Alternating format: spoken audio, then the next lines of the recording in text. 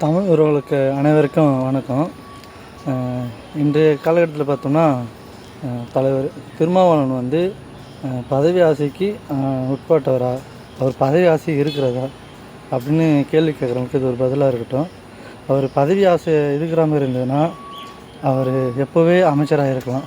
ஏன்னா அவர் வந்து மத்திய அமைச்சரவையிலும் இடம் வந்திருக்கோம். ஏன்னா அவர் பாஜக அவரை தொடர்ந்து பின்தொடர்ந்த காலத்திலும் அவர் அந்த வாய்ப்புகளெல்லாம் மறுத்து கொள்கை ரீதியாக இன்று வரையிலும் தமிழ் மக்களுக்காக போராடி கொண்டிருக்கின்றார்.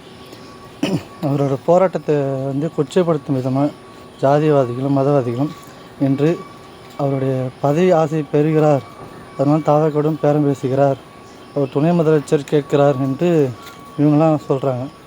ஆனால் அவருக்கு அந்த ஆசை இருந்ததுன்னா அவர் எப்பயோ அதை இந்த டைம்லேயும் அவர் வந்து அடைஞ்சிருக்க முடியும். ஆனால் 30 ஆண்டு காலம் அவரோடு உழைச்ச அன்பு சகோதரர் வன்னியரசு அவர்களுக்கு அந்த பதவியை வழங்குவதில் அதுவும் அவருக்கு முழு உடன்பாடும் இல்லை. கட்சியின் முதன்மை செயலாளர்கள் மற்றும் மேலடி பொறுப்பாளர்கள் அறிவுறுத்தல்படி தான் இன்று அமைச்சரவையிலும் இடம் வந்திருக்கிறது. அவரோட இந்த தியாகம்தான் வந்து இந்த எங்களை போன்ற ஒரு தமிழ் சமூக ஒரு அம்பேத்கர்வாதிகளுக்கு பெரும் ஒரு புத்துணர்ச்சியாக இருக்கின்றது. அவர் எந்த பதவிக்கும் ஆசைப்பட்டவர் அல்ல. அம்பேத்கரின் கொள்கைகளை மட்டும் தலைவர்களை உருவாக்குவதற்கு ஆசைப்பட்டவர். அவரை குச்சப்படுத்தி பேசுகிறவங்களுக்கு ஒரு நாள் அவரோட பயணித்து பாருங்கள், அவரோட அருமை உங்களுக்கு தெரியும்.